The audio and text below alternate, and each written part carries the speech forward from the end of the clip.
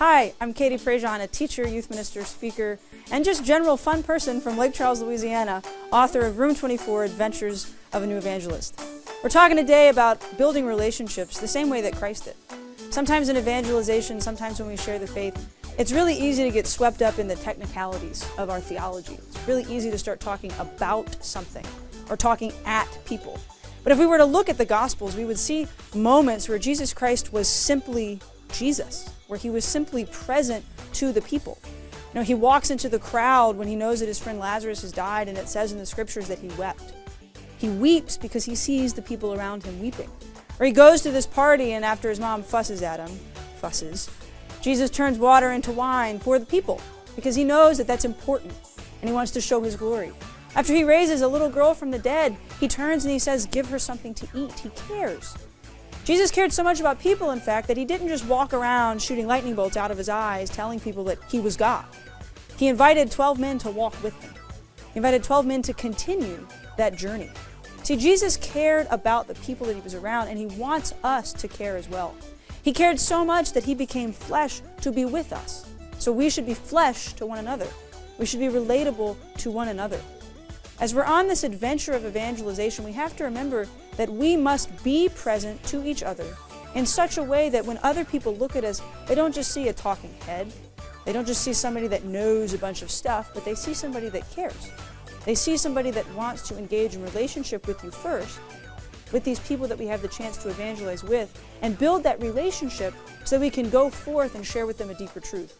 And I teach freshman theology at a little Catholic high school. It's the same Catholic high school that I went to.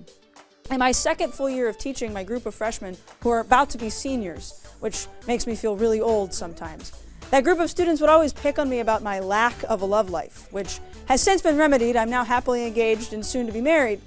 But at the time, I wasn't really dating anybody. And I didn't really talk about anything personal in my life. But those students, we got to know each other. I cared about them, they cared about me. And so one day, I found out that my students had made a Christian Mingle profile for me, completely against my knowledge. I had no idea. The only way I found out was when somebody contacted me through Facebook trying to get me to go out on a date with him.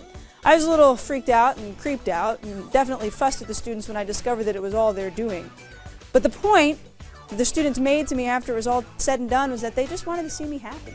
They knew that I wanted to be married and be a mom someday. And they thought that maybe they could help me out. And as goofy and funny as the story might sound and seem, how does that have anything to do with evangelization? The point is this. My students knew I cared about them. And I knew that they cared about me. And so because we had that mutual relationship of caring for one another, we were able to enter and delve into the truth. And that group of students to this day are still the best students I've ever had. And I can walk into any of their classrooms almost at any time and ask them a question from something that I taught them in their freshman year, and they could probably answer it. Because I didn't just show them I know this stuff. I built that relationship with them. And so as we set out on this great adventure of evangelization, we need to look at people and see them as people. See them as a beautiful soul created in God's image and likeness. The same way that Jesus wept with those souls, gave wine to those souls, gave food to that little girl. Be with the people and share the truth. You can find out more at www.katieprejean.com and check out my book, Room 24, Adventures of a New Evangelist. Thanks for tuning in.